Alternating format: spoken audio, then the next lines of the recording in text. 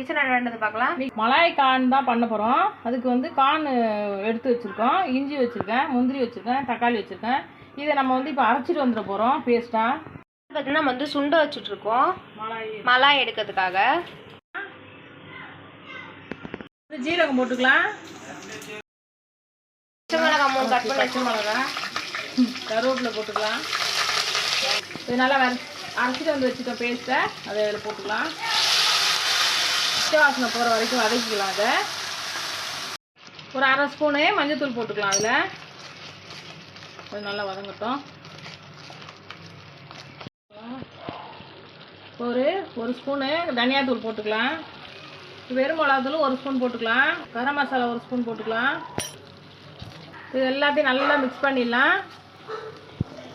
இப்போ வந்து நம்ம 1/2 டம்ளர் தண்ணி ஊற்றிக்கலாம். இப்போ நம்ம வந்து கார்ன் உரிச்சு வச்சுருக்கோம், அதையும் போட்டுக்கலாம். இப்போ வந்து தேவையான அளவுக்கு உப்பு போட்டுக்கலாம். நம்ம வந்து கஸ்தூரி மேத்தி எடுத்துருக்கோம், அதையும் நல்லா கசக்கிட்டு இதில் போட்டுக்கலாம்.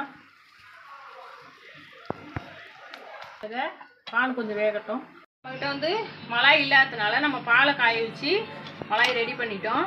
இப்போ இதுதான் அந்த க்ரீமை ரெடி பண்ணியிருக்கோம். இப்போ இதில் போட போகிறோம் அந்த க்ரீமை.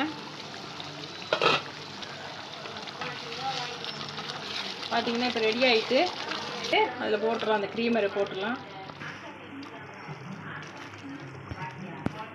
மலாய் கார்ன் ரெடி ஆகிட்டு வாங்க சாப்பிட்லாம்.